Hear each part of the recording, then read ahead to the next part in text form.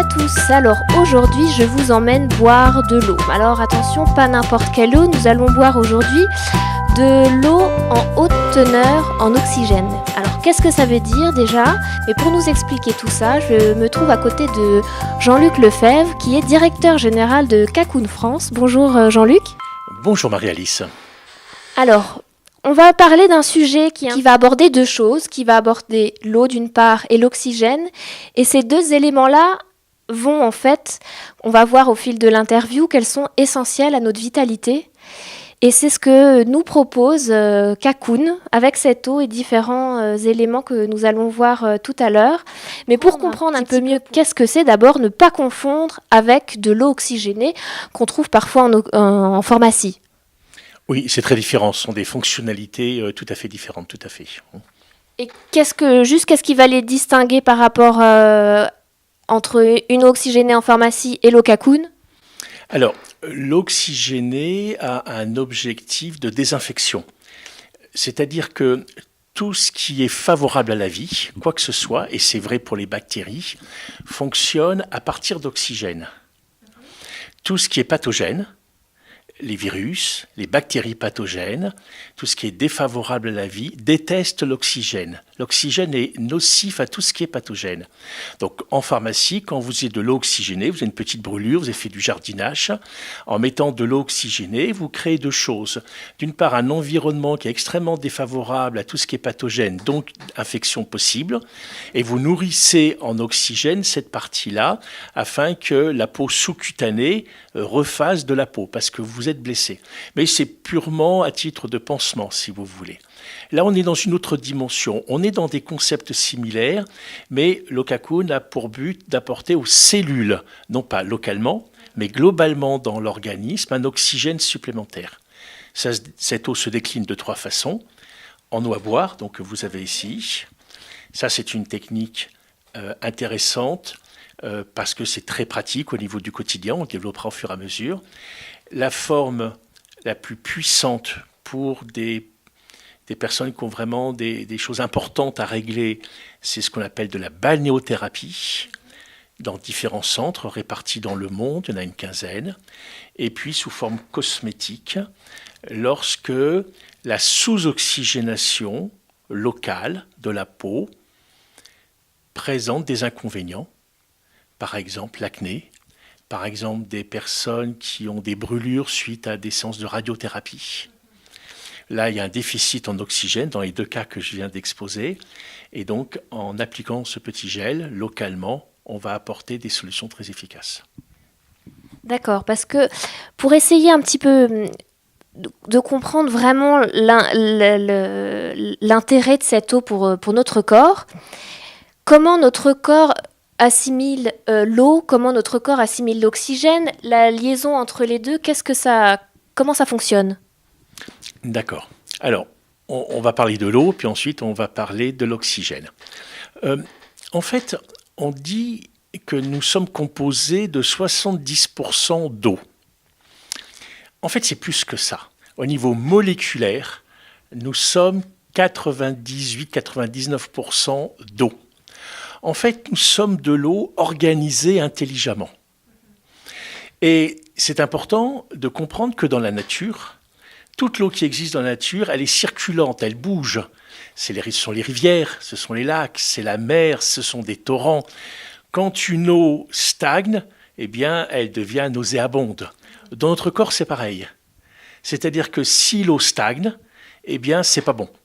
Et donc, qu'est-ce que ça veut dire? C'est renouveler son eau. C'est important de boire régulièrement de l'eau. Et également le fait de bouger pour que cette eau ne soit pas stagnante.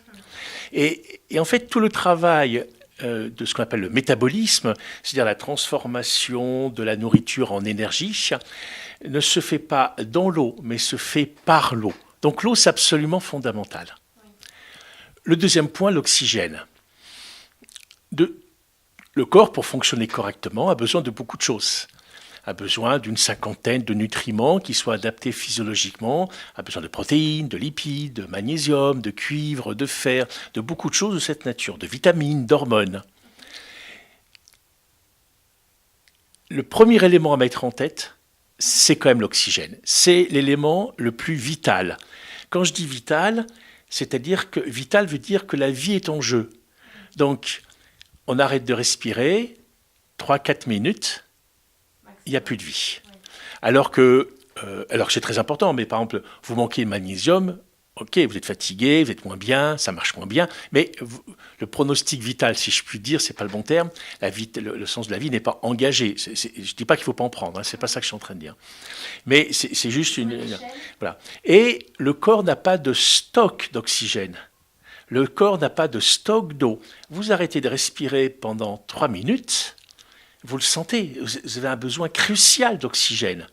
Alors que des minéraux, on les stocke, c'est-à-dire les os, les cheveux, les dents, la peau, les tissus, sont des fantastiques stocks d'oligo-éléments, de minéraux. C'est pour ça que, par exemple, faire des cures régulières de minéraux, aller en thalassothérapie, faire des cures thermales, c'est tout à fait adapté parce que le corps va stocker et puis au fur et à mesure de l'année, va délivrer les minéraux en fonction des besoins.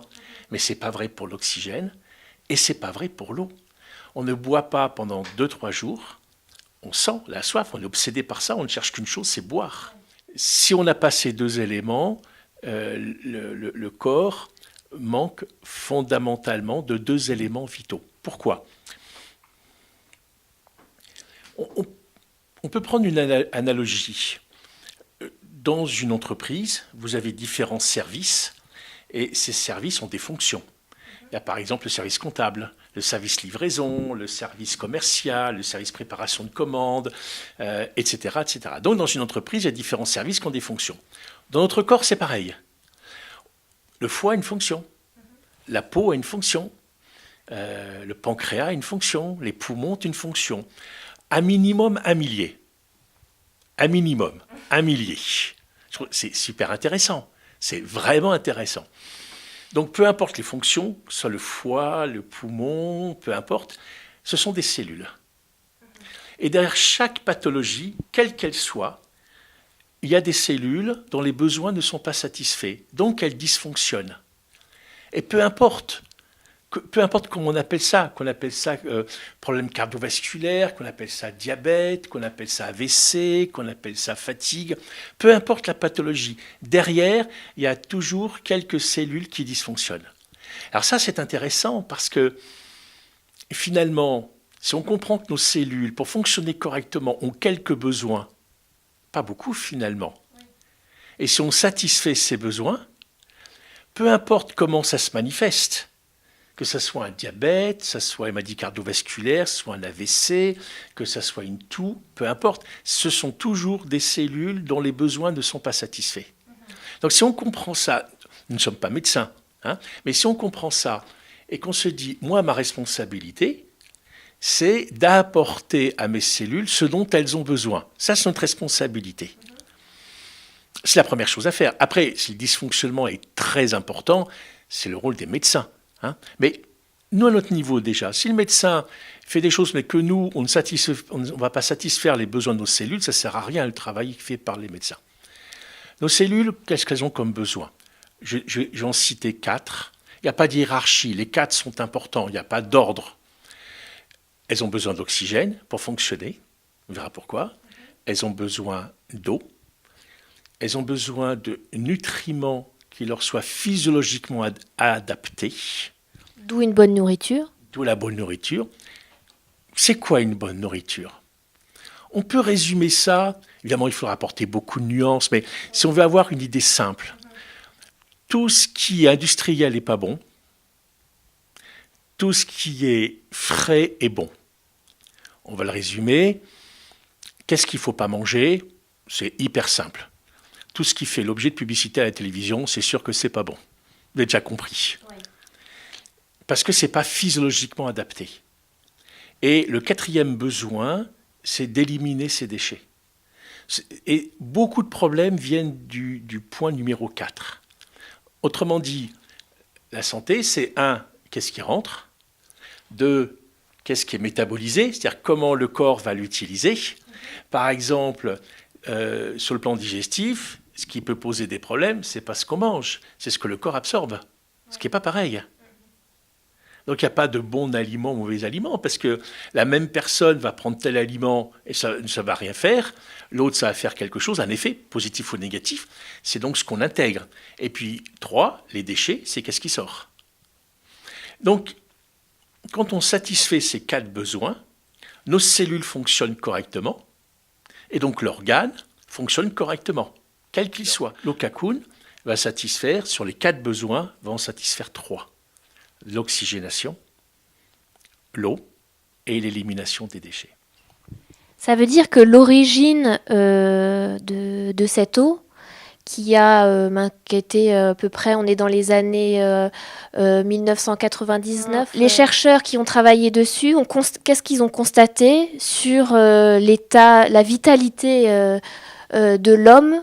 Ils ont constaté quelque chose, une défaillance, il y avait un problème quelque part. Absolument.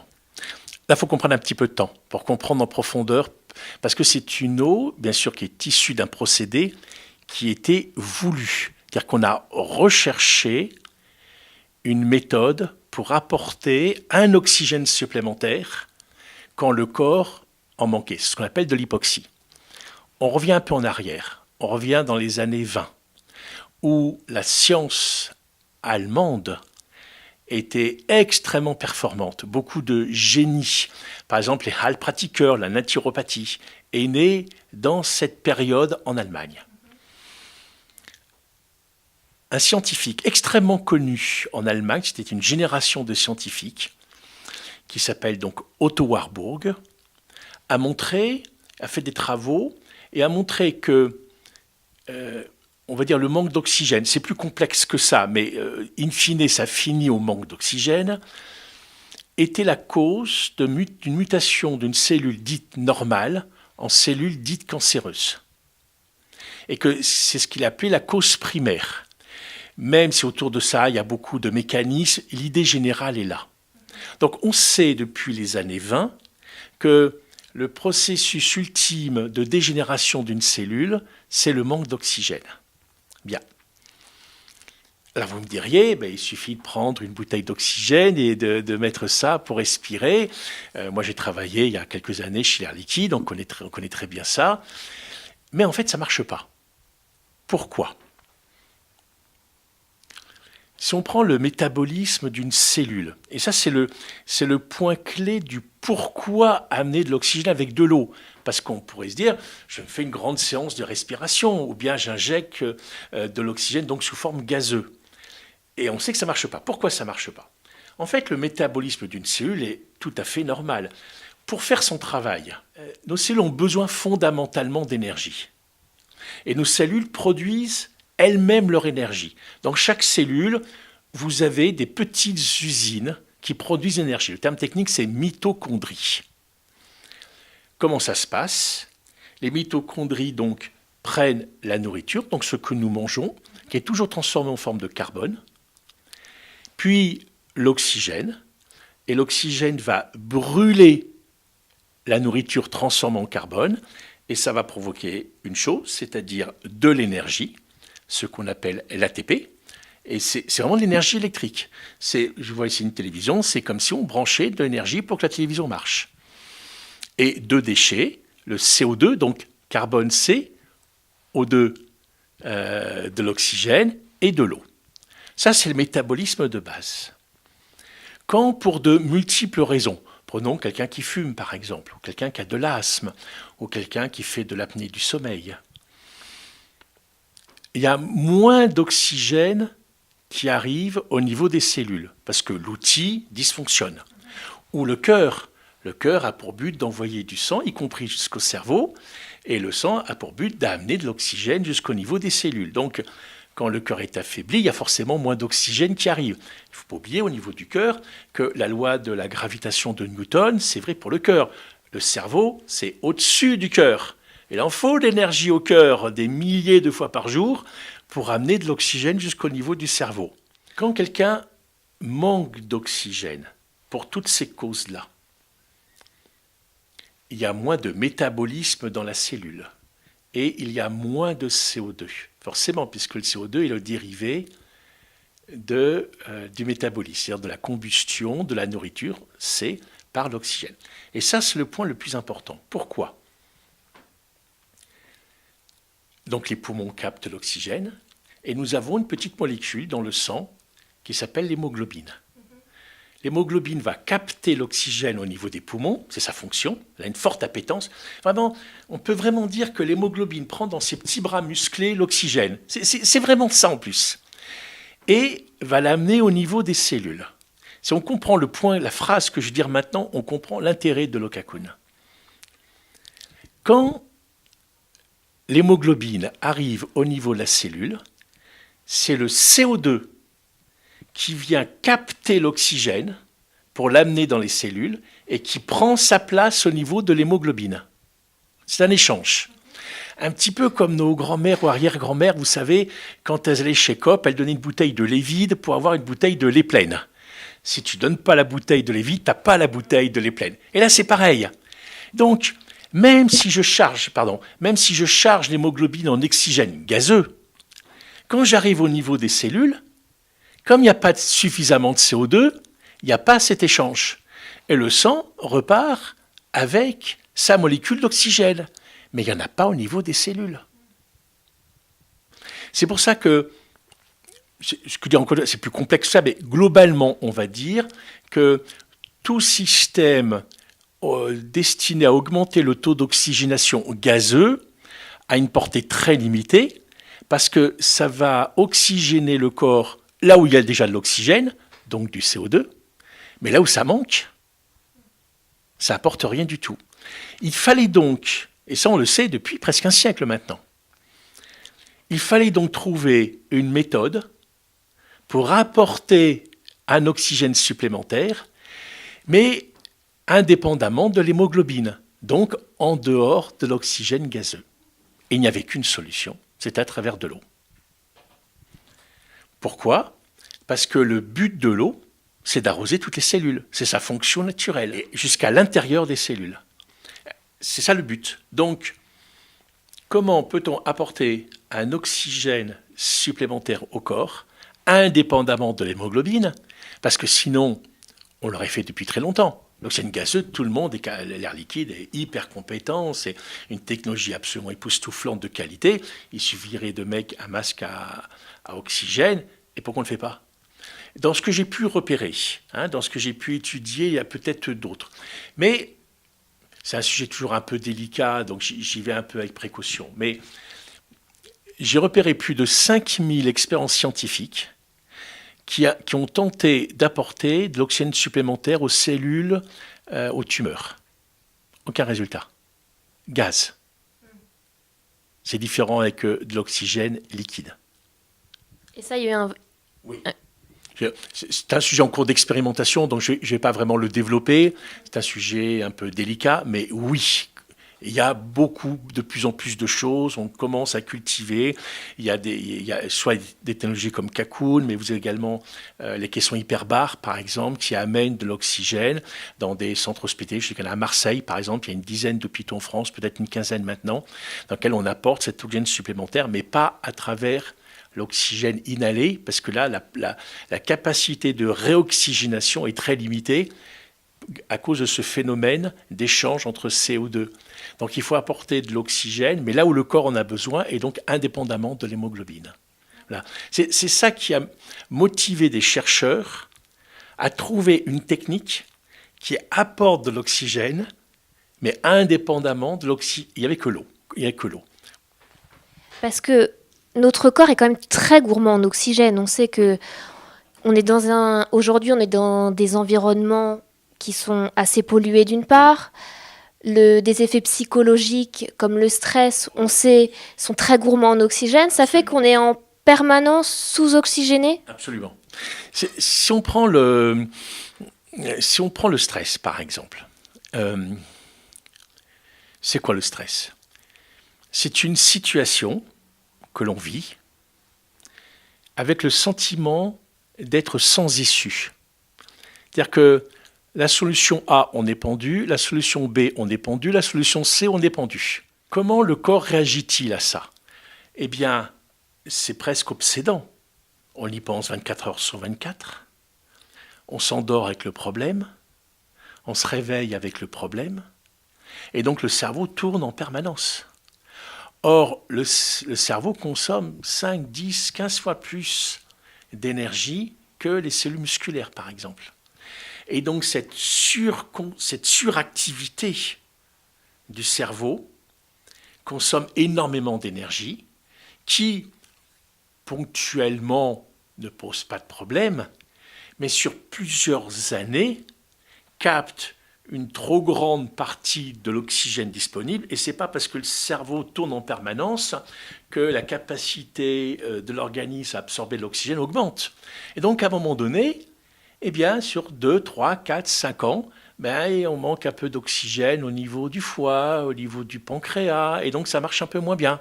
Et donc, on fait un diabète, même sur une alimentation qui est parfaite, simplement parce que c'est une partie du corps qui va manquer d'oxygène, parce que quelque part, c'est capté en surconsommation, si je puis dire, par le cerveau. La deuxième chose, au niveau de la toxicité. 2 choses simples. Comment ça va agir? Il y a 2 niveaux. Mais un grand spécialiste donnerait 15 niveaux. J'en donne 2. Ça veut dire que c'est exclusif. C'est juste pour voir la relation qu'il y a entre sous-oxygénation et la pollution que vous venez. Beaucoup de spécialistes disent que nous sommes actuellement dans une période dans laquelle il y a beaucoup de toxicité. Par exemple, le professeur Dominique Bellepomme, qui a été un grand oncologue à Gustave Roussy, a écrit un livre il y a à peu près 2-3 ans sur cette relation entre santé et toxicité, et il donne un chiffre. Encore une petite merveille de la nature. Dans le cordon ombilical de la maman, c'est fabuleux le cordon ombilical. Pourquoi? Parce que qu'est-ce que ça fait? C'est comme un filtre à cigarette. C'est-à-dire que ça filtre le sang qui passe de la maman au bébé. Et dans le cordon ombilical restent les produits toxiques. C'est-à-dire que le bébé nettoie la maman. On a analysé certains cordons ombilicaux, et dedans il y avait 504, si la mémoire est bonne, mais je crois que c'est 504, produits toxiques différents, c'est-à-dire de nature différente. 504 produits toxiques dans le cordon ombilical. Ça paraît tellement fou et incroyable que ça en devient... Incroyable, entre ce qu'on respire, ce qu'on boit, ce qu'on mange, dont un tiers sont cancérigènes, dans les 504. Pourquoi la toxicité a-t-elle un impact? Parce que ça crée des inflammations, qui est un phénomène naturel du corps pour se défendre contre des agresseurs extérieurs. Et l'inflammation, ça consomme beaucoup d'oxygène. Donc ça, c'est la première chose. La deuxième chose, c'est que ça mobilise le système immunitaire. Et le système immunitaire utilise, entre autres, l'oxydation, donc l'oxygène, pour aller éliminer des intrus. Et à force, alors c'est pas mesurable, c'est compliqué à mesurer, mais plus notre système immunitaire est mobilisé à lutter contre cette pollution, le système immunitaire cellulaire, on a 2 systèmes immunitaires, mais on va dire, là c'est le système immunitaire interne, et il s'occupe aussi des cellules cancéreuses. Et donc, il a moins d'énergie, entre parenthèses, moins de disponibilité. Vous voyez, c'est comme la police, elle s'occupe du problème A, elle a moins d'énergie pour le problème B. C'est un peu la même chose. Est-ce que ça veut dire si on se sent fatigué, si on sent on est sujet à faire des rhumes, à être souvent malade, est-ce que ça peut être des premiers signes du fait que nos cellules sont pas assez en pleine santé pour évacuer et pour lutter? C'est exactement ça. Alors, je dissocierai quand même 2 choses. Fatigue est une chose, est un très bon indicateur. Rhume, je dirais autre chose. Mais c'est intéressant. Oui, parce que le 4e besoin fondamental de nos cellules, c'est d'éliminer ces déchets. Le sang, 5 litres. Ça, c'est le système qui apporte oxygène, nutriments et hormones. Il ne faut pas oublier.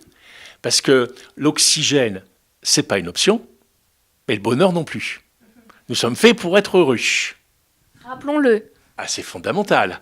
Notre code génétique, nous sommes faits pour être heureux. Regarde un bébé, j'ai un bébé qui a 8 mois. Il est fait pour être heureux, ce bébé. Ça se voit, vous aussi, moi aussi.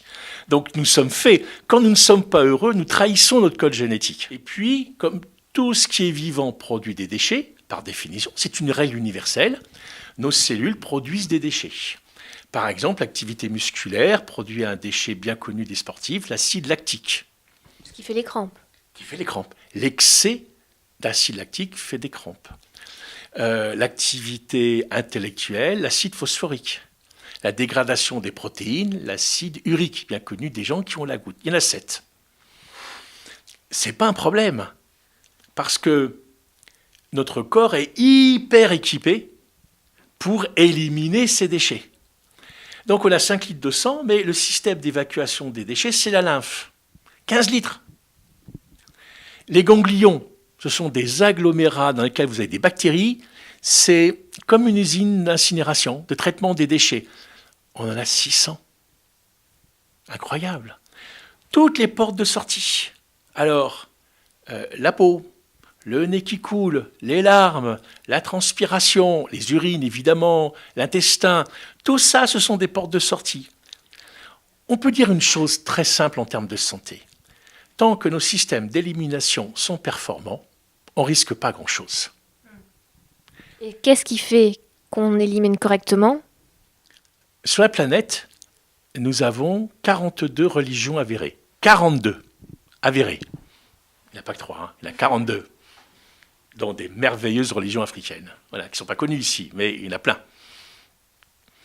42 religions qui toutes recommandent le jeûne hebdomadaire. C'est quoi le jeûne hebdomadaire ? Je travaille 6 jours, donc je produis des déchets. Et le 7e jour, je laisse à l'organisme son énergie, non pas pour aller cavaler à droite à gauche, mais pour éliminer ces déchets. Pourquoi ?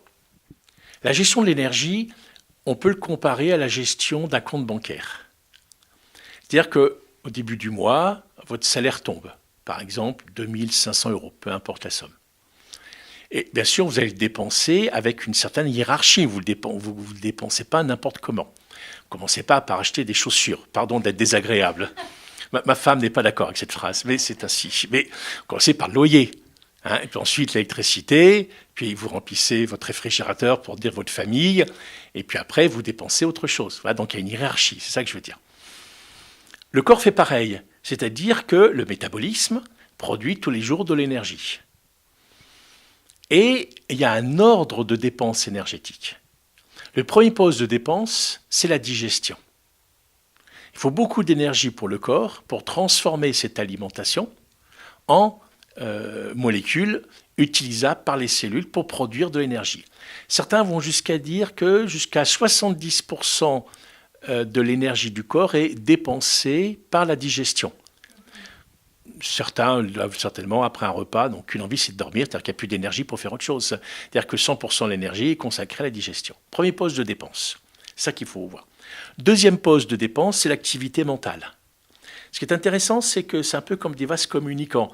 Plus je mets de l'énergie dans la digestion, moins j'ai d'énergie pour l'activité mentale. Donc les réunions après le déjeuner, c'est pas bon. C'est des réunions après des déjeuners où on a consommé des produits difficiles à digérer.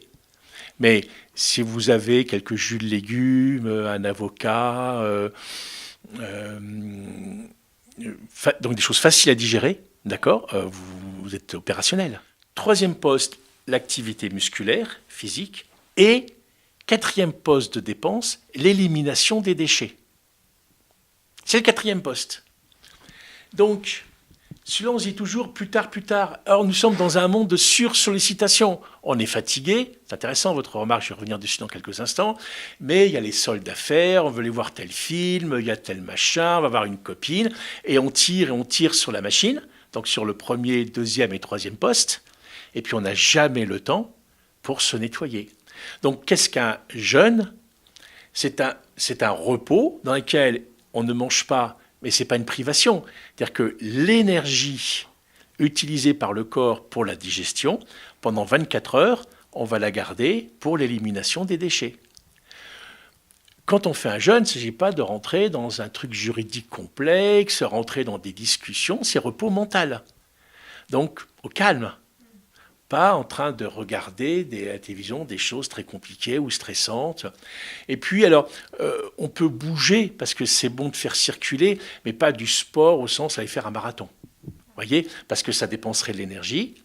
Donc l'idée, c'est repos alimentaire, digestif, repos mental, repos physiologique, pour garder son énergie juste une journée par semaine, pour laisser au corps le temps de se nettoyer. Pourquoi est-ce qu'on est fatigué? Pour répondre à vos deux questions, on est fatigué parce qu'on a accumulé des déchets et le niveau de vitalité est en relation directe avec le niveau d'encrassement. Moins je suis encrassé, plus j'ai de vitalité. Plus je suis encrassé, plus je suis fatigué. Fatigué veut dire que je ne prends pas le temps de me reposer, d'avoir un repos digestif, d'avoir un repos mental, d'avoir un repos physiologique. Ouais, quelque chose dans lequel je ne vais pas facilement en colère. Mais prenons le problème du gluten. Des gens disent oui, mais de toute façon, les gens qui disent c'est une mode. C'est juste parce que quelqu'un qui est sursollicité, le gluten c'est une longue chaîne d'acides aminés et c'est simplement difficile à digérer. C'est tout. C'est très long à digérer. C'est pas dire qu'on a la maladie du gluten. Il y a 1% de la population. Mais c'est juste qu'on est tellement épuisé que pour le corps, digérer cette molécule, c'est compliqué. Parce qu'il manque d'énergie. Oui. C'est juste ça que ça veut dire. On est dans une société qui demande de l'énergie en permanence pour tout. Du coup, plus pour nous au final. Et ce qui va nous rendre malades. Qui nous rend malades au sens où on n'a plus l'énergie pour le besoin numéro 4, qui est l'élimination des déchets. C'est là qu'il faut se résumer. Donc, c'est pas un problème de manger du gluten, sauf que ça prend tellement d'énergie. Bon, il y a d'autres effets physiologiques, mais c'est pas pour tout le monde. Mais ça prend tellement d'énergie que, à force de cumuler plus beaucoup d'activité mentale, eh bien, toute votre énergie est prise par la digestion, de choses difficiles à digérer, par la complexité de l'environnement. Pour peu que vous ayez le train le matin à 7h, vous arrivez au bureau à 9h, machin, tout est compliqué. Alors, quand il y a de grève, je ne raconte pas comment ils font. Vous cumulez, c'est pas one shot, vous cumulez. Puis à 50 ans, on vous annonce un état catastrophique. Pourquoi? Mais parce qu'il n'y a pas eu d'élimination. Et donc, pour ça que tant que nos organismes, tant que nos systèmes d'élimination des déchets sont performants, on ne risque pas grand-chose en termes de santé. Pour ça qu'une grippe, alors tout dépend, un rhume, etc., c'est une forme d'élimination. Peu importe, tant que ça sort, c'est bon. Parce que oui, comme vous disiez, en fait, ce qu'il faut peut-être comprendre l'essentiel dans tout ça, c'est que comme c'est pas la priorité dans notre fonctionnement, la hiérarchie, il y a une hiérarchie, c'est intelligemment, oui. Voilà, il faut s'en occuper et par soi-même. Par soi-même. C'est s'occuper de soi et ça vient par là. Oui. C'est-à-dire que quand on est fatigué, si on comprend ça, quelle alimentation? Un seul critère, facile à digérer. L'eau. Alors l'eau, plutôt cuit que cru, parce que quand vous mangez beaucoup de crudités, c'est une masse de cellulose extrêmement importante pour le corps.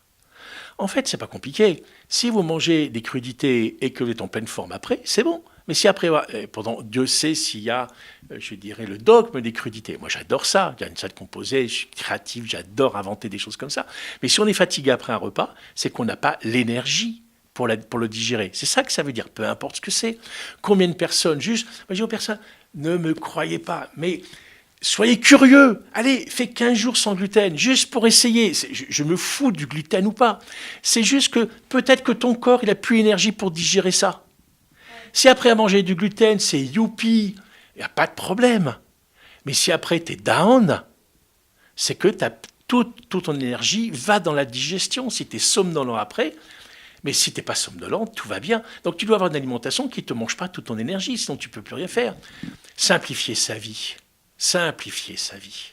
Et puis aussi l'écouter peut-être dans le sens on n'a pas tout le temps, c'est pas un schéma qu'on doit toute l'année, on mange le matin toujours la même chose, l'après-midi toujours la même chose. Faut s'écouter, il y a des moments on peut pas tout le temps prendre le même programme Oui, et oui, il faut que aussi notre cerveau et oui, qu'on soit assez vif oui, pour aussi apprendre à s'adapter. absolument, absolument. Et donc, en soutien, pour revenir peut-être à notre cocoon, c'est un bon moyen quand on se sent peut-être en difficulté ou on ne sait pas trop comment faire, pour commencer à se dire on va aider notre corps, on va lui donner un petit coup de boost pour continuer. Alors, on va jouer sur deux plans. La réponse est oui, c'est-à-dire que, pour prendre mon exemple tout à l'heure au niveau atomique, c'est pas un exemple, c'est la situation. La seule chose, il n'y en a pas deux, il n'y en a pas trois, la seule chose qui décrasse au niveau atomique et qui désulfate au niveau atomique, c'est l'oxygène. Or, tout à l'heure, j'ai évoqué le fait que tout ce qui est vivant produit des déchets, que tous ces déchets sont acides et que nous sommes équipés de multiples systèmes pour éliminer les déchets. Les problèmes viennent quand nos systèmes d'élimination des déchets sont débordés. C'est-à-dire qu'on a plus de déchets que de capacité du corps à les éliminer. Qu'est-ce qui se passe à ce niveau-là? Tout déchet est acide, le fameux équilibre acide-base. En fait, on pourrait dire l'équilibre acide-base, c'est l'équilibre propre-sale. C'est la même chose en fait. Déchets, tissu encombré de déchets, tissu propre. Donc, tous les déchets non éliminés se stockent dans le corps. Par exemple, moi je souffre toujours d'obésité, depuis petit. J'ai beaucoup diminué, mais je suis monté jusqu'à 155 kilos. C'est difficile de vivre avec 155 kilos et forcément on est en hypoxie. Pourquoi? La personne qui m'a le plus aidé, une personne qui m'a dit, alors la phrase peut paraître un peu violente, mais en fait elle a été dit avec tellement de douceur et d'amour qu'elle était parfaitement entendable. En plus ça m'a parlé parce que c'était vrai. Concernant mon poids, la personne m'a dit, Jean-Luc, en parlant à moi, tu portes tes poubelles sur toi. Mais c'est dit avec beaucoup d'amour, hein, donc il n'y a aucun problème, c'était parfaitement entendable. Sinon je suis rentré dedans. Mais ça m'a parlé, parce que je savais que c'était ça. Vous savez, tous les schémas que je vous expliquais, pour moi, ce n'est pas des théories, ce n'est pas eu dans des livres. J'ai tellement vécu tout ça. Je travaillais dans la restauration 15 heures par jour, j'ai créé de l'entreprise, on travaillait des nuits blanches, des machins. Donc moi, le fait de me reposer, je ne savais pas ce que c'était. J'ai accumulé. Et après, j'ai parfaitement compris ce qui s'est passé par la suite. J'ai généré. La santé, c'est un résultat, mais la maladie, c'est aussi un résultat. Mais que je ne comprenais pas. J'étais complètement inculte. Il a fallu que je comprenne. Donc, ces déchets s'accumulent. Tous les déchets sont acides. Or, acide, oxygène, ça se repousse. Donc un tissu encrassé, c'est forcément un tissu acide et forcément sous-oxygéné. Commencez à me voir venir. Et on rajoute autre chose. C'est que cette accumulation de déchets dans l'environnement cellulaire crée ce que j'appelais une gangue. Et l'oxygène que vous respirez a du mal à arriver jusqu'au niveau des cellules parce que c'est encombré. Ça peut paraître étonnant, mais quiconque fait un jeûne, par exemple, 8 jours, 3 jours, même une journée, sent qu'il respire mieux. On a nettoyé, donc l'oxygène arrive plus. C'est intéressant comme idée. Donc, apporter un oxygène supplémentaire, en faisant une chose très simple, boire de l'eau, qui va arriver au niveau directement des cellules, ça va décrasser au niveau atomique, ça va désacidifier, si je puis dire, c'est plus compliqué que ça. N'empêche que c'est ça, puisque oxygène et acide, ça se repousse. Et ça va amener un oxygène supplémentaire au niveau des cellules, et nos cellules ont fondamentalement besoin de cet oxygène pour fonctionner correctement. Donc on va dire qu'encrassement, on est dans un cercle, vous voyez, un peu non vertueux, si je puis dire, et puis plus on s'encrasse, parce que plus je suis encrassé, moins j'ai d'oxygène qui arrive au niveau des cellules, et donc mon alimentation est moins bien brûlée par l'oxygène puisque j'en manque. Et donc ces particules, on appelle ça des métabolites, qui n'ont pas été brûlées, deviennent des déchets. Et donc, je mange, mais je produis des déchets au lieu de produire de l'énergie parce que je n'ai pas assez d'oxygène. Et donc, je continue à m'encrasser, à m'encrasser, à m'encrasser, à m'encrasser. Dès que je remonte le taux d'oxygène, à ce moment-là, je relance l'énergie. Moi, ce que je propose toujours aux personnes, c'est commencer à boire de l'Okakoun parce que quand vous êtes encrassé, vous manquez d'énergie. L'activité sportive, physique, pas sportive, l'activité physique est fondamentale par rapport à ça. Pour 2 raisons, je vais revenir dessus. Oui, absolument. Et à ce moment-là, qu'est-ce qui va se passer? Utiliser le surplus d'énergie amené par Kakoun pour ne serait-ce que 10 minutes pour commencer à aller marcher, et puis un quart d'heure, et puis ensuite 30 minutes. Puis, in fine, vous venez habiter à Montmartre parce que là, vous avez des escaliers partout. Et là, c'est plus un problème, quoi. Mais pas tout de suite. Voilà. Mais ça vous permet d'amorcer une pompe, de réamorcer. Et alors, c'est peut-être aussi pour ça qu'on commence peut-être à boire de l'Okakoun, si on commence à avoir une activité, qu'on peut peut-être, comme on a beaucoup de déchets, notre corps peut, j'allais dire, évacuer d'un coup des choses qu'on ne se doute pas. J'adore. Combien de personnes m'appellent? Oh là là, depuis que je bois l'Okakoun, j'ai des boutons. Waouh, génial, c'est la meilleure nouvelle. Ça veut dire que c'est bon signe et que ça sort. Exactement. Donc c'est pas grave. Il y a 1 an, j'étais à Budapest, là, je faisais une cure de bain. Et je retrouve une personne qui est une de mes clientes, qui achète régulièrement de l'eau. On était contents, on se revoit, on s'était vu déjà. Et je lui dis, comment allez-vous? Elle me dit, oh, très mal. Elle avait des lunettes. C'est quelqu'un qui travaille dans le monde artistique. Elle me dit, regardez, effectivement, vous voyez, son œil, comme si elle avait vu un cocard. Ouais. Bien. Alors, je regarde ça. Et je dis, pareil, oh, c'est la meilleure nouvelle que vous puissiez me dire. C'est quelqu'un qui a eu beaucoup de problèmes de santé, qui doit avoir peut-être 65, 70 ans, quelque chose comme ça. Elle dit, ah bon, non, je dois parler, je dois faire un truc en public, à ça, je vais lui mettre des lunettes de soleil pour cacher ça, et vous me dites que c'est une bonne nouvelle? Je dis oui. Et puis, bon, j'essaye de susciter, il faut un peu provoquer les choses là-dessus. Parce que les gens ont peur de tout ce qui sort du corps, vous comprenez? Bon. Et puis, un matin, discutant avec son époux, il me dit, alors c'est les bains d'Okakoun, c'est puissant Kobuti, parce que là j'ai une masse d'oxygène qui rentre dans le corps, croyez-moi, ça déménage. Le 14 juillet, là, ça, faut faire attention. Ah, c'est impressionnant, mais c'est vraiment impressionnant. Et il me dit, 3 jours avant de venir à Budapest pour prendre les bains, cette dame, donc c'était au-dessus, c'était l'œil droit, a fait une espèce d'injonction, c'est pas du Botox, mais c'est la même chose. Comme par hasard, là. L'explication était simple. Le corps n'a pas supporté cette injection, à tort ou à raison. Ouais. Quand la personne a pris les bains d'Okakoun, énergie purative supplémentaire, et cette personne, le corps a expulsé ça. La première porte de sortie qu'il a trouvée, c'était là. Et qu'est-ce qui vaut mieux que ce produit considéré comme toxique par le corps, il reste dans le corps, ou est-ce qu'il faut qu'il sorte? Il vaut mieux que ça soit dehors. Évidemment. Et donc, tant que nos systèmes d'élimination sont performants, c'est intéressant. Vous mangez quelque chose qui est avarié, hop, vous vomissez. Les enfants qui ont des problèmes sont tellement affaiblis qu'ils mangent quelque chose d'avarié, ça ne ressort pas. Faut mieux non. Quand un enfant vomit, waouh, génial, super. Alors tout le monde dit, oh, il est fou celui-là. Mais non. Le corps a la capacité d'éliminer. Exactement.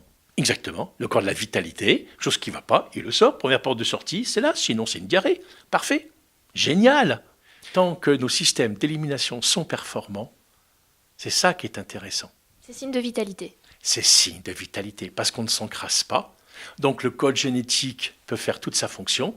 Donc au niveau des mitochondries, on produit l'énergie, parce que comme c'est désencrassé, l'oxygène arrive, alors que quand c'est encrassé, l'oxygène a du mal à arriver dans les mitochondries, on est dans un cercle vertueux. Si en plus on peut se décrasser mentalement, c'est intéressant. Parce qu'ici, il faut expliquer également, c'est que cette eau vient de Budapest, d'une source particulière. Elle a déjà, rien qu'à l'origine, un taux vibratoire, peut-être que vous allez nous expliquer qu'est-ce que ça veut dire, déjà élevé par rapport à de l'eau du robinet ou de sources... Oui, mais pas plus que des milliers de sources sur la planète. C'est-à-dire que nous avons 2 centres de production d'Okakoun. Une qui est en Europe, qui est dans un parc naturel régional, qui est donc au nord de la Hongrie, et le deuxième est à Singapour. La capacité d'oxygénation de l'eau Kakun, donc d'apporter cet oxygène supplémentaire, ne vient pas d'une source qui aurait des capacités particulières, comme par exemple le Vichy, qui a des capacités particulières, ou Contrex civil. Ça vient d'un procédé. Et on peut faire de l'eau Kakun partout dans le monde. Voyez ? Donc, on prend cette eau de source pour l'Europe. À Singapour, c'est fait avec de l'eau de mer désalinisée. Voyez ? Ensuite, ça a passé pendant 8 minutes dans un tube dans lequel vous avez une quinzaine d'éléments précieux. Vous avez de l'or, vous avez de l'argent, vous avez du diamant, il y a une quinzaine. Ça fait un mélange particulier. Et qu'est-ce qu'on cherche à faire ? Pour une partie de l'eau, à peu près 10-15%, on sépare hydrogène d'oxygène. Parce que dans de l'eau, vous avez déjà un tiers d'oxygène, par définition H2O. Donc en fait, on utilise l'oxygène qui est déjà présent dans l'eau pour apporter un oxygène supplémentaire dans le corps. On ne rajoute pas d'oxygène dedans. Oui, c'est important de le souligner. Absolument. Et donc on sépare hydrogène d'oxygène. C'est-à-dire que quand on boit de l'eau, ça ne joue pas complètement le rôle d'oxygénation, parce que comme l'oxygène est lié dans l'hydrogène, ça joue un rôle d'hydratation, mais non pas d'oxygénation. Donc on sépare. Et que devient cette molécule d'oxygène qui devient libre en quelque sorte ? Quand vous regardez de l'eau au microscope, encore une fois c'est une image, un peu plus complexe que ça, mais l'image est vraie. C'est comme si vous voyez comme un Lego de pyramide, c'est-à-dire c'est une accumulation de petites pyramides. À chaque coin il y a de H, du O, c'est comme ça que ça fait le H2O. Mais ce qui est intéressant, et c'est toute l'astuce du procédé, même du côté génial de l'eau Kakun, c'est qu'au milieu de la pyramide, vous avez un emplacement qui est libre. Séparer H2O, tout le monde le sait faire. On sait faire ça depuis un siècle. Par contre, ce que Kakun a apporté, c'est que cette molécule d'oxygène revient se mettre au milieu de la pyramide. Donc l'oxygène redevient en quelque sorte à la fois libre, mais en même temps lié dans l'eau. Parce que si c'était simplement de l'oxygène gazeux qu'on injecte, un peu comme on fait du soda par exemple, ou comme c'est gazeux, vous buvez, et puis ça repart automatiquement parce que c'est un gaz. Et donc ça ne rentre pas dans les cellules. Tandis que là, comme l'eau, la nouvelle molécule d'eau est liée dans l'eau, et que le but de l'eau, c'est d'arroser toutes les cellules, eh bien, cette eau va amener cette molécule d'oxygène supplémentaire, si vitale, à l'intérieur des cellules. Et on le mesure, hein. Donc on peut parfaitement mesurer ça. Il y a un appareil médical qui s'appelle le PO2, qui est très utilisé dans des hôpitaux par exemple, et on mesure le taux d'oxygène dans les tissus, pas dans le sang. Oxygéner le sang, c'est facile. C'est les tissus qu'il faut oxygéner. Et donc quand on boit un verre d'eau, on augmente à peu près de 15% son taux d'oxygénation dans les tissus. Sauf les fumeurs. Donc, attention. Boivent un verre d'eau Kakun, 2 verres d'eau Kakun, une bouteille d'eau Kakun, ça ne bouge pas. C'est important de le souligner, ça. Ah oui, ça ne bouge pas. C'est-à-dire que c'est tellement encrassé que même un oxygène supplémentaire a du mal à atteindre les cellules. Ce n'est pas par hasard si la première cause de cancer, c'est le tabac, et si mes sources sont bonnes, la deuxième cause de cancer qui est l'alcool, c'est un rapport de 1 à 10. Mes sources sont bonnes, je l'ai vu plusieurs fois, mais je n'ai pas réussi à vraiment le confirmer. Mais en tout cas, c'est la première, quoi. Il n'y a pas photo sur le sujet. Et donc, alors ça veut dire que ça ne fait rien. C'est-à-dire que ça va, pendant plusieurs mois, voire décrasser. La couche est tellement épaisse qu'avant de... Vous savez, moi j'ai fumé pendant 20 ans. J'ai arrêté à l'âge de 40 ans. 3 ans après avoir arrêté de fumer, j'ai fait un jeûne long, 15 jours, chez Mosseri. La première semaine, mes urines sentaient le tabac. 3 ans après. Bon, la bonne nouvelle, c'est que la deuxième semaine, ça sentait le chocolat. Mais bon. C'était les 2 péchés mignons. Dans ma chambre, ça sentait le tabac. Donc ça sentait par là. Dans le jeûne, ça sentait par les pores de la peau. J'ai refait un jeûne long, 15 ans plus tard. Et là, 15 ans après, les 2-3 premiers jours, c'était très léger, hein, ça sentait le tabac, mes urines. C'est ça il faut bien le dire aux gens. Après, c'est la volonté de chacun, mais se rendre compte de l'impact que la cigarette, entre autres, parce qu'il n'y a pas que ça qui nous pollue, a sur notre corps. Oui. Intéressant ce que vous dites. Vous parlez de Motivation, prise de conscience, je ne sais pas quel mot vous avez utilisé là, c'était volonté. Dans les petites centaines de personnes avec qui j'étais présente à Budapest, donc qui venaient la plupart pour des maladies importantes. Entre personnes, les gens partageaient des conseils, des recommandations, et parfois, vous voyez ce que vous expliquiez tout à l'heure, pour certaines personnes, des difficultés, je dirais, à changer de mode de vie.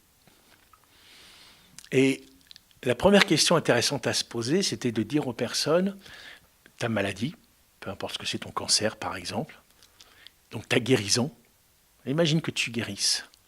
Qu'est-ce que tu vas en faire ? 70% des gens n'ont pas de réponse. Quand tu sais pourquoi tu veux guérir, tu viens d'être grand-père, tu as un voyage quelque part qui te passionne, que tu veux faire, tu veux absolument écrire un truc, tu es en train d'écrire un traité fabuleux sur la culture du navet dans le Kyrgyzstan intérieur et tu es passionné par ça et que tu veux aller jusqu'au bout, c'est pas grave de changer de mode de vie, d'arrêter telle chose, c'est pas grave, parce qu'on est porté par quelque chose de tellement important. Et c'est ça la question, c'est le pourquoi. Quand le pourquoi n'est pas fort, quand le pourquoi est faible, on n'est pas soutenu dans le changement du comment. Parce que ce que vous dites là, je pense que ça peut marquer plein de gens. Parce qu'il y a aussi, effectivement, de dire d'être en bonne santé, mais pourquoi faire ? Pourquoi faire ? Et ça peut être une tristesse. C'est incroyable. C'est vraiment ça. Le pourquoi, c'est fondamental. Qu'est-ce que je vais faire de ma guérison ? Tant que tu ne sais pas pourquoi. Ça, c'est la première chose. L'idée, si vous voulez, c'est que moi, ce que j'ai aimé dans cet univers Kakoun, c'est que, en fait, on s'en fout des maladies. On nourrit le vivant. 90% des personnes qui m'appellent parlent machin, elles me parlent de leurs problèmes, de leurs problèmes, de leurs problèmes. Pas de souci, c'est OK. Hein, à un moment donné, je leur dis, vous êtes vivant ou vivante. Bien certains, c'est la moitié du dictionnaire médical, leur maladie. Hein, c'est impressionnant. Vous êtes vivante. Oui. Donc, qu'est-ce que ça veut dire ? Ça veut dire que ce qui marche bien chez vous est beaucoup plus important que ce qui marche mal. Et pourtant, c'est ce qui prend de moins d'importance. Sinon, vous seriez mort ou morte. Donc, moi, je ne suis pas en train de réduire le négatif.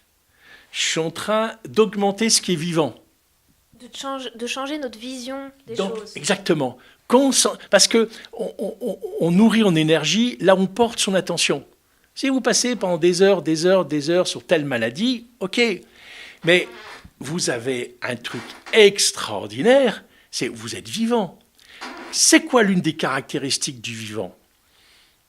C'est l'autoréparation. Vous avez une rayure sur votre voiture. Quand vous descendez 8 jours plus tard, vous n'attendez pas à ce que la rayure ait disparu. Elle est toujours là. Et pourtant, sur nous, ça fonctionne. Exactement. On fait un peu de jardinage.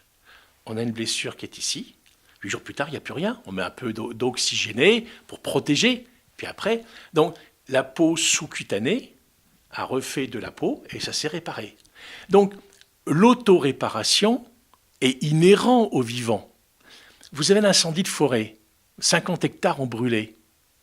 10 ans plus tard, ça s'est reconstruit tout seul, encore plus beau. Parce que tout ce qui est incendie a brûlé les parasites, etc. Et donc, c'est une nouvelle végétation, c'est encore plus beau après. Les Occidentaux ne comprennent pas ça, ils passent leur temps à pleurer. On a vraiment une culture assez médiocre, assez portée sur le négatif. Pessimiste. Oui, absolument, très victimaire, je ne sais pas quel mot. Et donc, l'idée, c'est, la grande souffrance chez nous, c'est je suis fait pour quelque chose, et puis pour des raisons X, Y ou Z, je fais autre chose. Combien de gens meurent émotionnellement parce qu'ils sont faits pour A et ils passent leur vie à B. Ta guérison, c'est nourrir le vivant. Mais on fait pareil avec de l'oxygène. Pour ça que je dis le bonheur, l'oxygène, ce n'est pas des options. Parce que le talent, le bonheur, c'est dans notre code génétique. Et quand on n'a pas le courage de vivre sa vie, parce qu'on se conforme à des normes familiales, ou à des normes sociales, ou à du confort, je rappelle que étymologiquement, se conformer veut dire se former à être con. C'est l'étymologie du mot. À bon entendeur. Salut. Mais c'est la même chose. Voilà. Donc là, c'est pas j'ai une maladie, est-ce que votre truc soit une... Non, c'est je nourris le vivant. Et c'est deux choses fondamentales, de l'oxygène, de l'eau vivante et une capacité à éliminer les déchets. Sur les 4 besoins de nos cellules, on en satisfait 3. À vous d'avoir une alimentation la moins industrielle possible, la plus facile à digérer possible. La vitalité est au final accessible et est d'une simplicité extrême. Se nettoyer. Se nettoyer. Ça ne demande aucun moyen, Rien. c'est gratuit. C'est gratuit. Respirez. Respirez. Mangez ce que la nature vous donne le plus possible. Pas que, t'entends, voilà, moi aussi, je prends un truc industriel parce que j'ai pas le temps. Mais entre manger industriel matin, midi et soir, et puis de temps en temps, parce que le corps supporte, c'est aucun problème. Mais le plus possible, je dirais. Non, mais tout le monde peut prendre une tomate, on coupe comme il faut. Maintenant, il y a des magasins de fruits et légumes merveilleux partout. Il faut des choses comme elles sont. Moi, j'ai ça à côté de moi. Alors que le concombre, on a envie de le manger tellement il est beau. Je veux dire, c'est sublime. On fait ça, on coupe, on a un peu de créativité, et puis on se régale. Et puis le corps est vraiment nourri. Mais quand c'est purement industriel, c'est vide. C'est vide là aussi. La qualité de les pensées, elle n'est pas là. Il n'y a pas d'amour, il n'y a pas de générosité, il n'y a pas d'humour.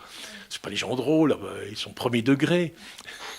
Donc la vitalité est accessible à tout le monde, simple, efficace, et puis elle demande vraiment que du temps pour soi. Et ça, c'est peut-être la clé aussi de tout. Respect de la vie. Respect et admiration de ce truc extraordinaire qui s'appelle un code génétique. Sur ces belles paroles ultra positives, on a envie, j'espère que ça vous donne envie d'y aller et de vous aussi d'aller dans une vie positive, que ça vous donne de l'élan, que vous soyez heureux de la vie et de vivre votre vie. Merci Jean-Luc pour toutes ces belles paroles et ce partage. Merci Marie-Alice. Juste en conclusion, si vous êtes vivant, c'est que ce qui marche bien chez vous est beaucoup plus important que ce qui marche mal. Concentrez-vous sur ce qui marche bien. Très beau. Merci beaucoup. À très vite.